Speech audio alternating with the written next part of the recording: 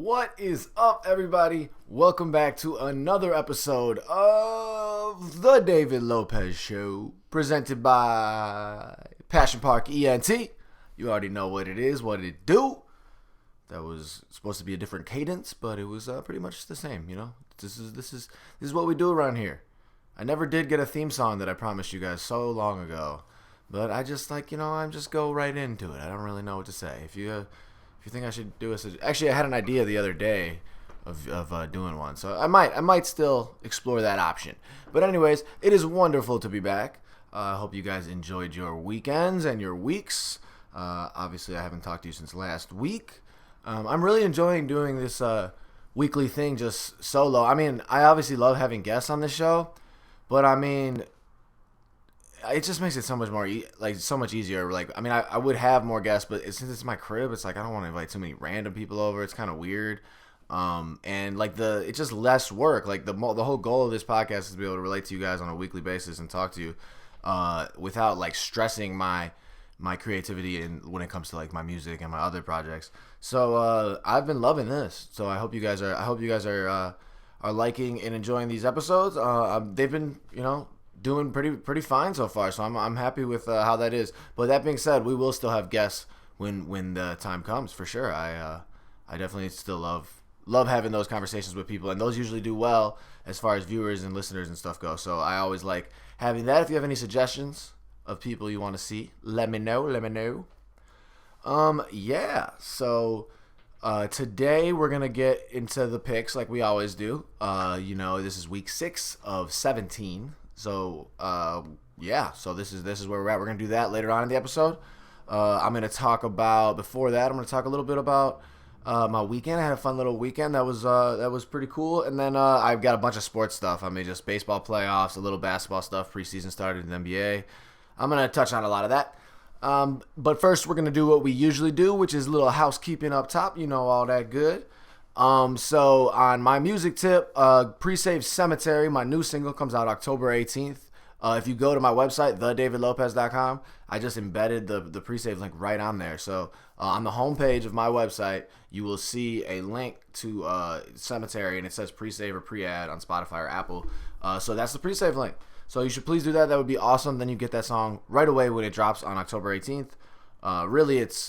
It depends where you're at in the country, but it's October 11th. It's October 17th because it's the night before at 11 o'clock.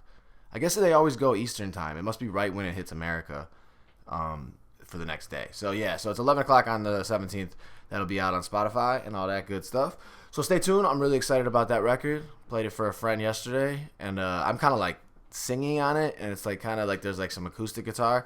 And my friend was like, "That's you?" I'm like, "Yeah, I'm a country singer now." So that's my new thing, just so you guys know. But anyways, I mentioned it last week. I still can't fully announce it, but I'm going to just keep mentioning it, and so you guys keep the date. Black Friday, which is November 29th, I have a show here in Chicago. It's going to be a very private, very intimate show. Excuse me. I'm not going to say the venue or the support acts yet because not everything is completely locked, but I am very excited for one of these support acts that I'm pretty sure is locked in. So it's going to be an awesome show. So if you're in Chicago, Black Friday, remember, save that date. Do not go do something else. I don't know. Maybe you'll be shopping during the day, doing some day drinking. Well, then you can come hang out at my show at night, chill out, watch me perform, spit some shit. By that time, because that'll be November 29th, there will be 2 more new songs out for me. Because this song, Cemetery, and then I also have my November single already lined up and planned. So that's the next one. So there'll be 2 new singles that I'll be able to perform there. And then I have my December song planned out too. So I got a lot of stuff planned, and I'm excited about it all coming out. So thank you for that support. Remember to go to my website, thedavidlopez.com, to see all that. And then go to passionparkent.com to find out anything about us. The podcast is on there. All that good stuff is on there. And then also, we got a couple affiliates that we always talk about. Diamond CBD is the first one. CBD is a big craze right now. It's super popular. I enjoy it myself. I've had gummies. I've had cartridges. I have a pen, one of those disposable ones that I just got. It's a strawberry flavor. I have hit that a couple times. It's pretty good. I got it for my wife. She's going to use it. It tastes like fucking fruit roll-up. No, it's super good though. Diamond CBD, they have over 1,000 kind of products. They got vapes, edibles, oils. They have pet products, gummies. They have everything. Tommy Chong has his own line of gummies and CBD strain in there. So it's a cool site. If you go to passionparkent.com/diamond and you shop there, if you use any of those links, you are directly supporting us. So that would be awesome. Plus, they always have really good sales. So it's always cheap. Just keep an eye out for the discount codes on there, and you'll save some money. So use Diamond CBD. That would be awesome, and we would greatly appreciate it if you use passionparkent.com/diamond as your link to get some CBD. All right. And one more affiliate we got is Splice. So that's for music makers or filmmakers, I kind of say too, because you can use the sounds to create, to use it in your score or whatever you want to do it for your little project. If you're doing a sketch or a YouTube video or an Instagram clip, you can definitely find some good sounds on Splice. So they have over 1,000 samples and loops that you can find. You can get plugins on a rent-to-own basis. Everything's as low as $5.99 a month, so super affordable. It's really awesome. I was talking before, one of my producer friends had found some riff-raff sounds on there, and him making some ridiculous noises. If you're aware who he is, he's a hilarious character. So that's just an example of the kind of sounds you can get, and then you can play with that. Flip it, do whatever you want to do with it, and then that's how you start. I was talking about that before. Is a lot of times you start songs in different ways, but the coolest thing is just finding a unique sample and then from there building off of that. So Splice is an awesome site for that. So if you go to passionparkent.com/splice, and if you click on those banners and use that, you are directly supporting us. And we would greatly appreciate it, and I think you'll enjoy it too. It's a good site to have if you're a creator and you want some new tunes to use. You know what I mean? I feel like that's always a good resource. I have a bunch of on my own creating tip. Moving on, I have a bunch of sources I go to when I want to start a brand new record. There's all sorts of ways. So obviously you have whatever program you use, there's usually some loops that come with it and some samples that come with it, and you can use those or you're royalty free. And ideally you want to flip them, change the tempo, do something cool with that.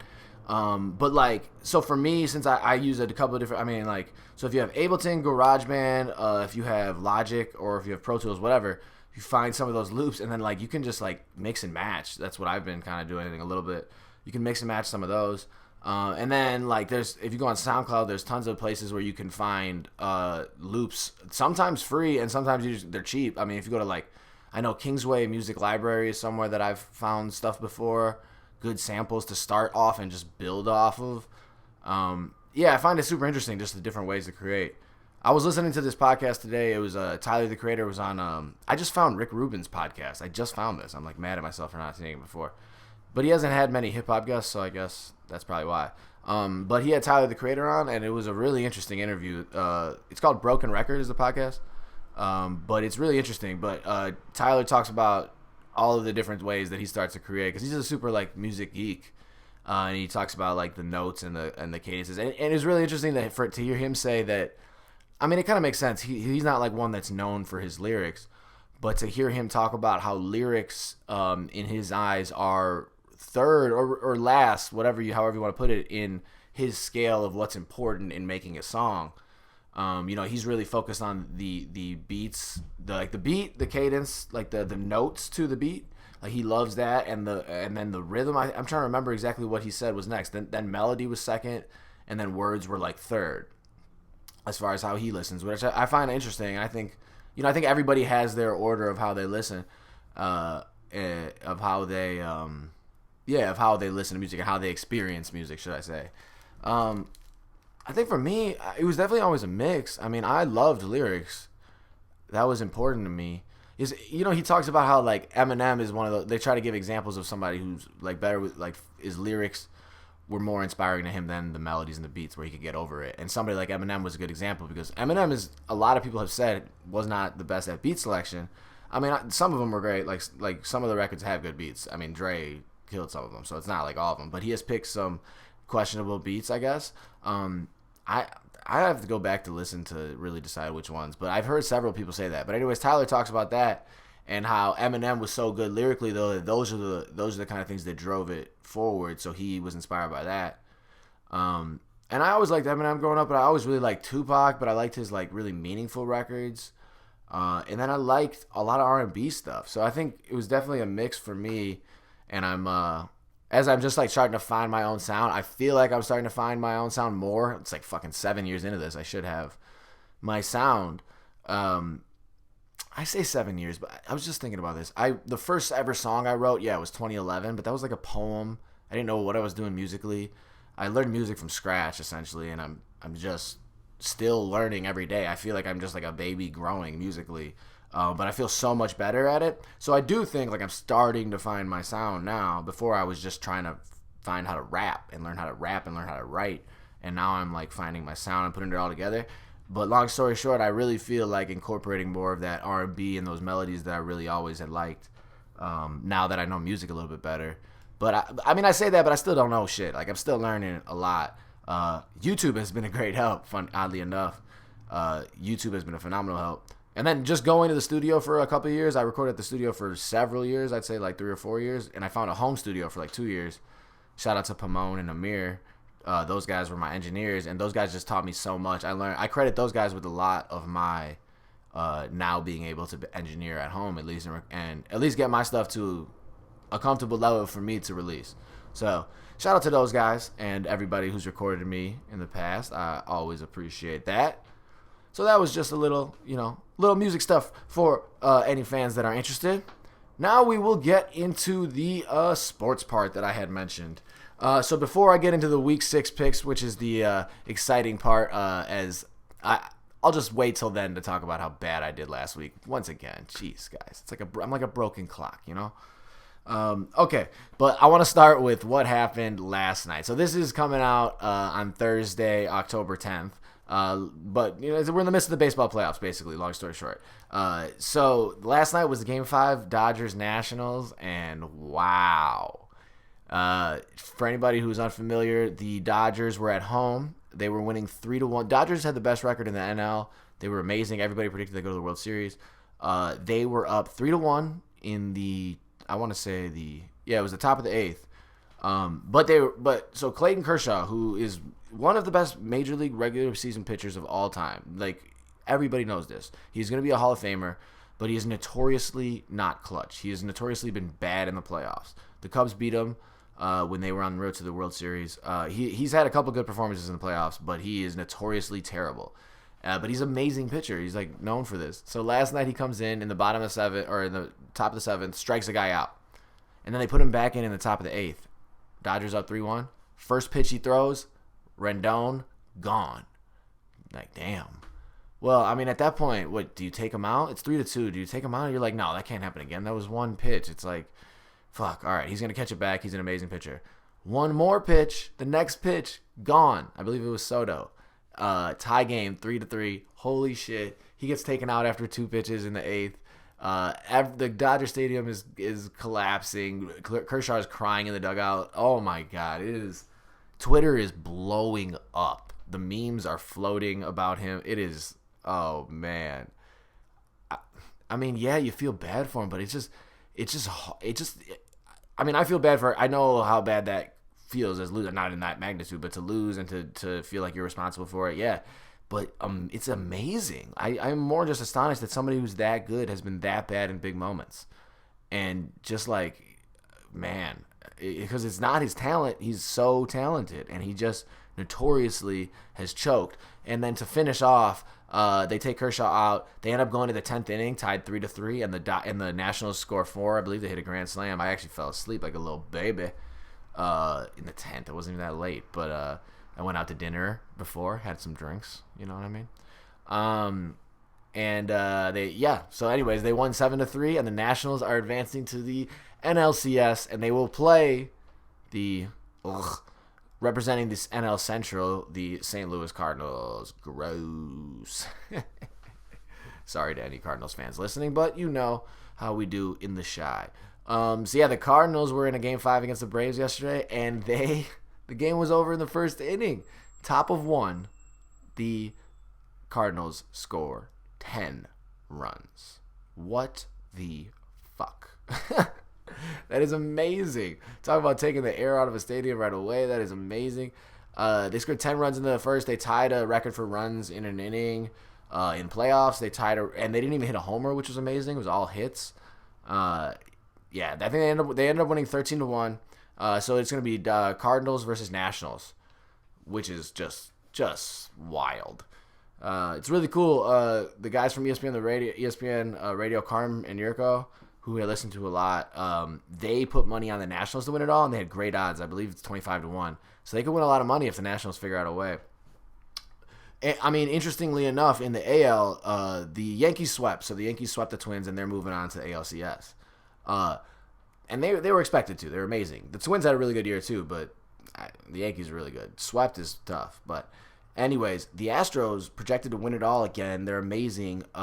They are in Game 5 today against the Tampa Bay Rays, who the Tampa Bay Rays are like the feel-good story of the league right now. So, I mean, we'll see what happens today. That's really interesting. It'd be shocking if the Dodgers and the Astros went out before the championship series. But it'd be interesting. So, yeah, we'll see about that. That Game 5 is today. I think it's like 6 o'clock. I'm not sure. But anyways, we'll hear about that. So that's the baseball news we got there. I just wanted to touch on that because that Clayton Kershaw thing was just I couldn't stop looking at Twitter last night when this shit was happening. I was like, holy fucking shit. Oh, my God. And my brief talk on the NBA preseason really has to do with last night the Bulls played the Pelicans, so Zion was in town. Zion Williamson. And he has been so entertaining in his first 2 preseason games, man. Like, his first game was against the Hawks, and he had like 3 dunks in the first 5 minutes, and they were all nasty. Last night against the Bulls, he had 29 points on, I think it was like 12 of 13 shooting. They were all layups. If you looked at his shot chart, it was hilarious. It was all like layups and dunks. I mean, look, in the preseason, they're still playing, but they're not like attack. There's an unwritten rule basically to not like try to get people hurt in the preseason, I think. So some of those drives and stuff like that, but he looks to be a playmaker too. He's gonna be great, man. I like his game a lot. So he was really entertaining last night against the Bulls. And so I was looking for the other night. Preseason tickets for Bulls versus Bucks were like $12. It was so cheap. Last night I was like, fuck it, I'll just see how much tickets are for the Bulls against the Pelicans. Last second, the cheapest I could find on StubHub were $75. It's crazy. This dude's going to be a hot ticket all season, kind of like LeBron was his rookie year, which is amazing. But that's cool. That's cool. So he's been performing at what people expected's level so far in the preseason. What's crazy enough is that the regular season is starting very soon here. And last week, Anthony Davis on the Lakers made his debut. I got to watch some of that. And him and LeBron combo against the Warriors, like once again, it was preseason, but still, they looked really sharp and really good, and Anthony Davis looked amazing. I think they might have to be the favorite out of the West. I mean, I know I want to see the Clippers play when they're at full strength, but they might be the favorite out of the West, man. If LeBron is having a MVP type season, which I think he's going to have a huge season after basically sitting out however long he did last year, he hasn't had that much rest in 15 years. I think he's going to be fresh and really good to go, and Anthony Davis is going to be determined to prove that he can be alongside him and be a star after he sat out, and had that weird year last year. So I think they might have to be the favorite out of the West. They look real good. And then favorite out of the East is obviously that Bulls. No, definitely not. But I will say Levine had some very entertaining plays last night. I mean, he's an awesome player to watch, but he has some nice dunks himself, and he looked really, from what I saw, I didn't get to watch the whole game, so I'm not going to act like I did. But from when I was watching, he was really making some plays, so I like seeing that. I think the Bulls could make the playoffs this year, to be honest. I'm going to make this bet with my friend Jimmy. We make a Bulls bet every year. And I said the other night when we were hanging out, I said Bulls make the playoffs, and he said no. So I'm like, all right, I think that's probably going to be our season-long bet. So I'm going to be hoping the Bulls at least inch in that 8th spot. I know that's kind of like NBA purgatory, as they say, because you don't want to get caught in like that 8th to 5th region where you're just getting, the 15th pick every season and you're just mediocre and make the playoffs. But if you get the 8th seed and you have a young core and you're building, that's a different outlook. And that's not like having Jimmy Butler, Derrick Rose, and Taj Gibson and some 30-something-year-old players and having the 8th seed. That's NBA purgatory. Having a starting lineup that is average age is like 24 and being the 8th seed is not. That's on the rise. So, and then you're like maybe a player or two away from really making some noise. So I'm trying to be optimistic here about the Bulls. We've had our issues with guard packs, but I think, If Lowry is healthy all year, finally we get to see Wendell Carter Jr. if he's healthy all year, and Kobe White really comes to play. We could make the playoffs, man. Let's go, Bulls fans. Let's be positive here. So I mentioned I was just hanging out with my friends the other night. I'm not gonna talk too much about my weekend. It was filled with birthday parties, though. I will say. Friday I went to a friend's birthday. Saturday I went to my friend's son's first birthday party, which was a blast. And then Sunday was my grandmother's birthday. Leela, happy birthday. Friday was my dad's birthday, so my family was out. So Sunday we went out. We took my grandma out of the nursing home that she lives at, and we brought her to a restaurant, and it was wonderful. It was a blast. My cousin was there, and I met her baby for the first time, so that was really fun. So anyways, I had a very fun weekend. But my friend got the full deck of Cards Against Humanity, like the full big box. And we decided not to go out, and a bunch of us just stayed in and drank and played that. I had a fucking awesome night, man. It was a blast. So, this is my old guy PSA saying, you don't always need to go out to have a good time. And we drank. I mean, it's not like we didn't still drink, but like it was a blast. That's my old man PSA. Oh, jeez, guys. All right. That was all the briefing up top. Let's get to the Week 6 picks, right? Ba-da-bum-bum-bum. Let's do that. I'm gonna pull these up over here. All right. So, as I mentioned, I did not do well once again last week. Guys, I finished in last. What the fuck is going on? I only had 5 right. It was a rough week. I did not do good. Our league actually didn't do very well. I think the winning score was 10, and then the average was like 7, and then I had 5. So that was a really bad score. I don't like it, guys. I gotta step my game up. All right. So let's do this. Let's move on and let's get to it. I mean, I won week 1, but that's the only week that I didn't record for the podcast. So like, I'm not gonna go back to doing that. We have to prove that we can win together on the podcast. All right. We have to prove it. This week's the week. Let's fucking start. All right. Thursday night's game is only interesting in the sense that it is a rematch of 2 Super Bowls previously. The New York Giants against the New England Patriots. All right. They're in New England. Daniel Jones is the quarterback for New York. He is the rookie. He has been playing very well, comparatively speaking to Eli. I mean. But as you would expect, they're playing the Patriots in Foxborough, so there is a fatty spread. I mean, if they were playing New York, there'd be a fat spread too. The spread is 16.5, though, so New England's got to win by 17. And I got to be honest, my belief that Bill Belichick's hate for the New York Giants is so strong that I think they're going to win by like 30. So I'm going to go with the Patriots. One would think that the goal for them would be to get Daniel Jones hurt so that they could then get Eli hurt, or so they could then get Eli on the field, who they could then hurt because he won 2 Super Bowls from Bill Belichick, and he tarnished his record. Not really hurt him, but, rough him up a little bit. But, yeah, so I don't know. I'm going to go with the Patriots over that. I think, excuse me, guys. I think they will win by, I'm going to go over 17, obviously. All right. Then we're going to get to the Sunday games. The first one is a 9:30 a.m. game because they are overseas. I wish the Bears would have done this last week. I'm going to say the reason the Bears lost last week is because they didn't do the 9:30 a.m. And instead they played at noon, which in London was like 6 or 7 o'clock, whatever it was at night. Actually, the real reason is they should have went earlier in the week. What were they doing? Yeah, it was a terrible loss last week. It was a bad loss, but my only hope of optimism I can have is that last year they went into week 5, or after week 5 they were 3-2, and they had a bad loss to the Dolphins. So this year they're 3-2 with a bad loss to the Raiders, who I think the Raiders maybe are better than some people think. So we'll see, but still it's not a good loss. But they're 3-2. They're still in this. We're okay. We're okay. Let's get Mitch back. Let's see how we can do, because Chase didn't play well either.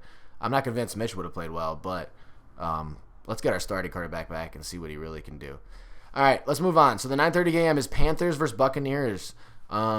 This is weird. This has got to be the first rematch of the NFL already, because they already played. They played a Thursday night game. Tampa Bay is 1.5-point dogs. So Carolina has to win by at least 2. Carolina's been playing really well with Kyle Allen. I can't talk. With Kyle Allen, they've been playing really well. Which begs the question, are they going to have a quarterback controversy when Cam comes back? If they're winning, it's a good excuse to say, like, hey, we're just going to, take our time with them. If they start to lose, then, you might have more controversy coming up. But Kyle Allen is really allowing Christian McCaffrey to ball out. He's an MVP candidate right now, so he's looking very good. All right, so I think Carolina's going to win that game. I think Carolina's going to win that game. It could be close. I mean, Vegas is usually right, so it probably will be close. So will Carolina win by 2? Will they win by a field goal? I'm going to go with yes. Jameis Winston will make a mistake that hurts them. He'll be tired from going out the night before in London. All right. Our next one is Cincinnati versus Baltimore. They are in Baltimore, and Baltimore is 11.5-point favorites. I find that to be a very big spread, but Cincinnati looks terrible. Yeah, man. So Baltimore's got to win by 12. Baltimore has not been playing amazing. They're in Baltimore. Yeah, but the Bengals are so bad. I watched them the other night. They are so bad. I think that Lamar Jackson will have one of those like games that puts him back in the MVP talk again. He had a couple of really bad weeks. He'll have one of those games where he throws like 4 touchdowns and runs for like 150 yards, and they'll be like, "Oh yeah, okay, we'll include him again." Like Deshaun Watson like got back in from having that 5 touchdown game the other week, even though people seem to forget he didn't have a good week the week before, or whatever it was. He had a couple like not great weeks, but he's amazing. So I think that Lamar Jackson might get back into the MVP talks, and I'm gonna say they're gonna win by 14. So they're 11.5-point favorites, and I'm picking them. I'm picking these wide spreads. I don't know why I'm such an idiot. All right, Seahawks Browns, baby. If you pick Seattle, they must win by at least 2. The spread is 1.5. Seattle is 4-1. Some people think they're not as good as they haven't played a very tough competition yet, but they had a tough game against the Rams actually, and they won that game. Russell Wilson is also MVP talks right now. He is playing great. The Browns are looking like they were overrated. Baker Mayfield is not looking good. And Seattle's only got to win by 2. They are in Cleveland, and you would think that Cleveland's going to have to recover a little bit after just getting spanked the other night by San Francisco. I think it was 31-3. Jimmy G just took a shit all over him.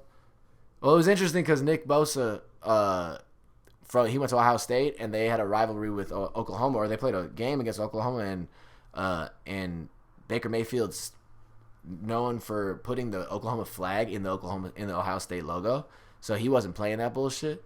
So Bosa was just after him all game. And then the whole handshake controversy, that was super interesting too. Oh man, Sherman was like talking about how, whoa guys, sorry about the little audio here. Whoa, that's my closing music. It came in a little early because I'm talking a little long today, guys. But Bosa, Bosa was at Mayfield. But Sherman was like, Baker Mayfield didn't shake my hand before the game, and then all of a sudden the next day the footage comes out that Baker Mayfield shook his hand. What a hilarious high school fucking story. Oh my god. I was laughing at that when they showed the footage. I'm like, he shook his fucking hand. Oh, that was fucking funny. Anyways, pardon my French. I'm going to go with Seattle. Seattle's going to beat Cleveland. Baker Mayfield is going to have a rough year this year, and he's going to have to answer to it, I think. But he shook his hand, so I'm not mad at him. Not that I would be mad either way. All right, next we have our first regular season matchup, or first matchup in general, of Deshaun Watson. God, I can't talk. Deshaun Watson and Patrick Mahomes. 2 of the most talented quarterbacks in the NFL. I would say the best current. You don't want to say Rodgers is great, and he's having a great year too. But like young, talented quarterbacks, Deshaun Watson, Pat Mahomes, so impressive. And they are playing in Kansas City this weekend, so that is awesome. The Chiefs are a 5.5-point favorite. So I think I'm gonna go with. This is going to be tough. I hope it's a really good game. It's a noon game. I kind of feel like it should have been at 3 o'clock, but that's okay. I'm going to probably try to watch that. So I'm going to go with the Chiefs. I think the Chiefs are going to win at home. You know what? Yeah, so they have to win. They basically have to win by a touchdown. 6 points. God damn it, guys. This is the one that's going to kill me. Because last time I picked the Chiefs over the Ravens, it was a close game at home, but the Ravens scored a touchdown in the last second just to make it within the spread, which pissed me the fuck off. And I could see that happening again here in this game. I could see the Texans keeping it really close. Deshaun Watson is so clutch. I'm going with the Texans to cover this, or to keep this close. So Texans keeping this close. Wish me luck, guys. I don't know. You clearly saw how unconfident I was on that. All right, now we're going to move on to this shittiest game of the week, but it's the battle of the shittiest. Redskins versus Dolphins. Somebody's going to get their first win of the season. Both teams are unvictorious. Yes, they're winless, should we say. The Redskins are 0-5. The Dolphins are 0-4. Both teams blow chunks. And the Redskins are favored, though, because the Redskins blow chunks less. It's very interesting because the chunkage that they blow is only not as thorough. I don't know, guys. They just suck a little less. The Dolphins have nobody. They've been basically just blowing the team up. The Redskins were trying a little bit. They have Dwayne Haskins, the young quarterback, who they've not known what to do. They just fired their coach last week, Jay Gruden. So with that being said, I think after the firing of the coach, you have a little motivation to really play well the next week. So I'm going to go with the Redskins. They have to win by 4. They're 3.5-point favorites. They're in Miami, but I think the Redskins are going to win. I think after they fire the coach, you have that, there's something there. I think they're going to get that W. All right. Another big matchup here. Eagles-Vikings. Both teams 3-2. They're in Minnesota. The Eagles, both teams need the wins. They're both trying to be in the playoff race. They're both supposed to be good teams down the stretch. I don't have faith in Kirk Cousins. The Bears dominated him. What's his name? Carson Wentz is having maybe another MVP candidate type season. I've said 8 MVP candidates. But he is having a really good year. And I just, like I said, don't have faith in Kirk Cousins. It's a 2.5-point spread. So Eagles Minnesota's favorite. So Minnesota's got to win by at least 3. I'm going with the Eagles, man. I think the Eagles are going to win this game, and they're in Minnesota. I'm going Eagles. Plus, I want the Eagles to win as an NFC North Bears fan. You want the Vikings to lose. Saints Jaguars we got. They're in Jacksonville. And Jacksonville is favored. Minshew has really been balling. What the fuck? This is very interesting. Jacksonville is a 1.5-point favorite. Man, and on the ESPN, it's overwhelming that New Orleans is being picked by the crowd, which would make sense. That's my instinct too.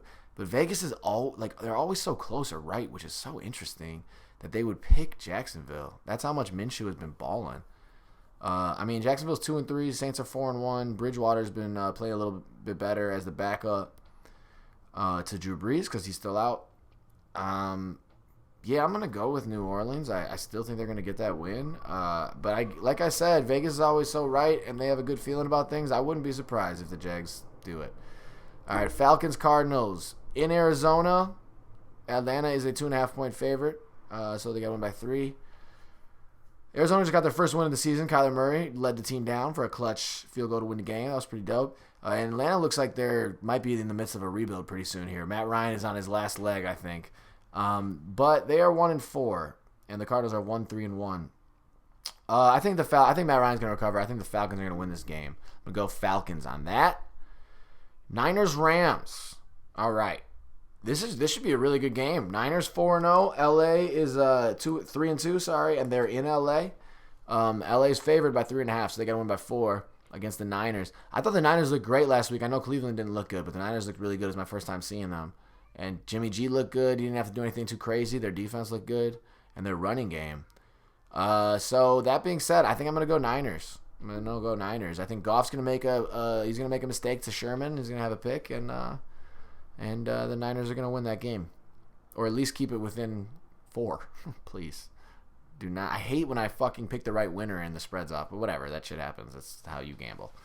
All right, Cowboys-Jets. Cowboys are in New York, and they are 8.5-point favorites, so Dallas got to win by 9. Sam Darnold's going to be back this week, so that's probably why it's not a bigger spread. They think maybe he'll make a big impact. I think he's going to struggle in his first week back.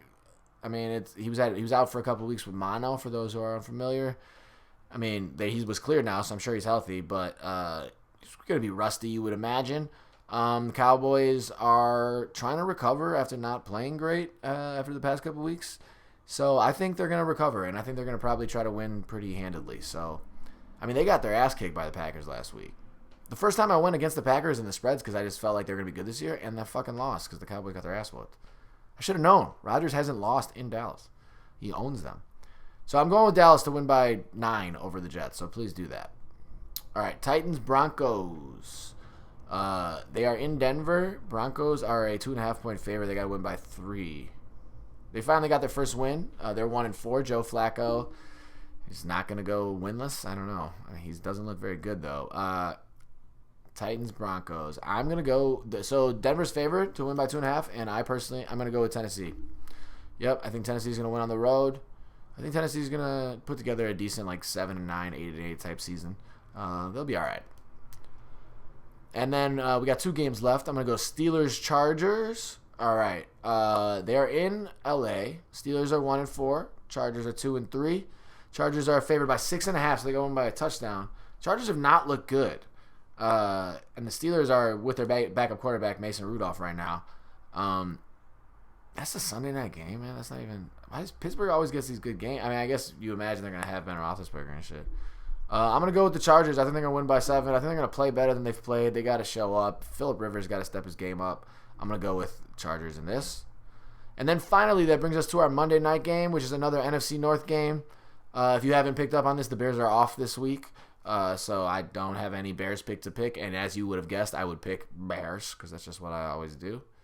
Even though I lost last week and that was rough. So it's Lions versus Packers in Green Bay. So, of course, the Lions are 2-1-1 with that one tie coming to the Cardinals. And the Packers are 4-1. They had that big win against the Cowboys last week. And they're in Green Bay. So, of course, the Packers are favored. And they're favored by 4.5. I think this is an easy pick in my bag. I don't know how you go against them right now at home. I mean, I guess they lost at home to the Eagles. That's their one loss.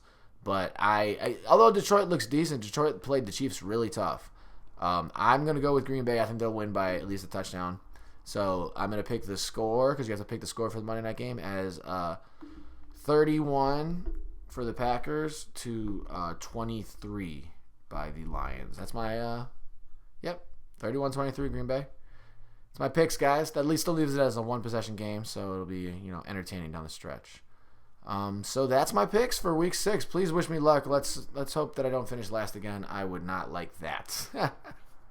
But yeah, so another fun episode. A little bit longer than the last couple of weeks. I had a lot to talk about, a lot of fun sports news, and I know I ranted a little bit, but hopefully you listeners enjoy some of that, and I hope you have enjoyed the show thus far, and I hope you enjoy the music that I'm putting out. I'm trying to, be the best artist I can be and be the best version of myself while doing this.